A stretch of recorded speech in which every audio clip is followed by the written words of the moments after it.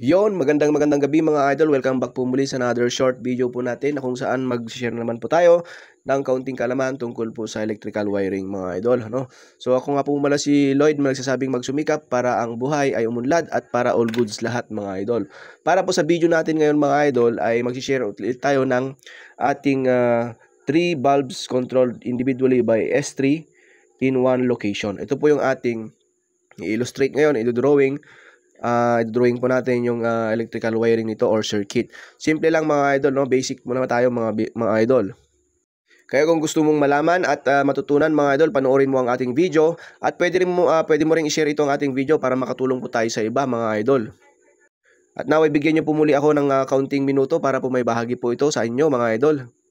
Ayun mga idol, hindi na po natin papatagalin pa, So ang ating i-illustrate ngayon o i-drawing ng ang electrical wiring niya ay ito pong 3 bulbs controlled individually by S3 in one location. So simple lang mga idol, kagaya po ng ating mga ina-upload ng nakaraan. Nung nakaraan, ganun din po, line to line pa rin ang ating gagamitin.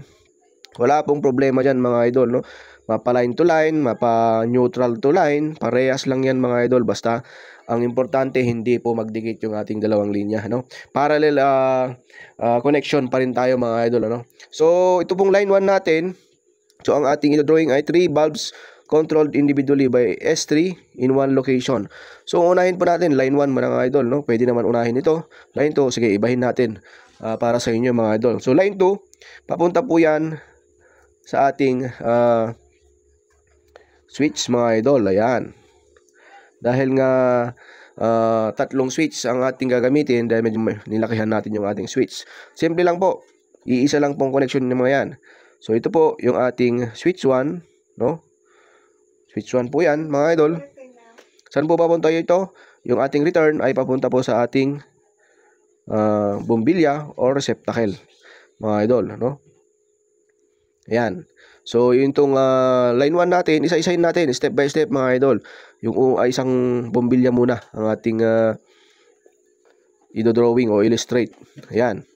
So, yan po. Itong line 1, papunta po ulit sa ating receptacle o bombilya. Ayan. Ito po yung bulb 1 natin mga idol. Ayan. So, ito po yung ating location.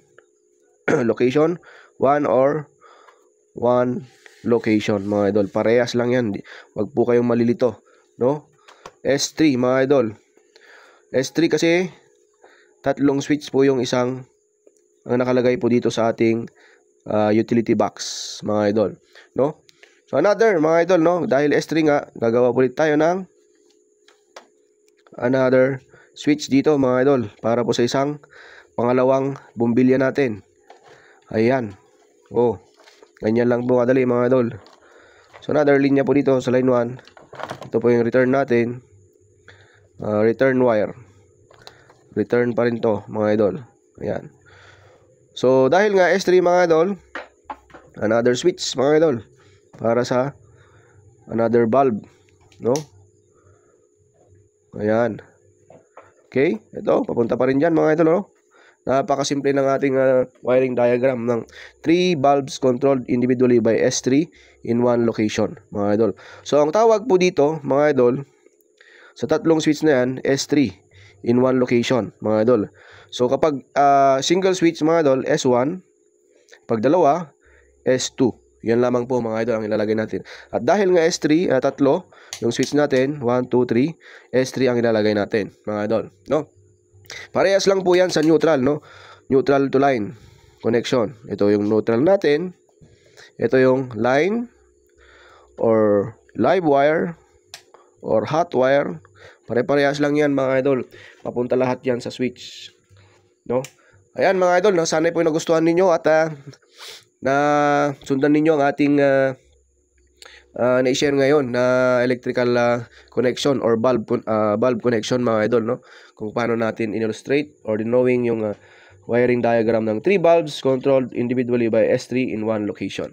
In one location dahil isa lang po ang location ng ating tatlong switch mga idol.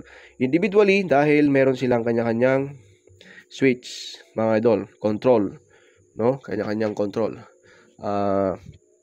device mga idol, Lahat po ito ay return, Yan. Kapag po pupunta doon sa bumbilya, yan, return po yan, mga idol, ang tawag dyan.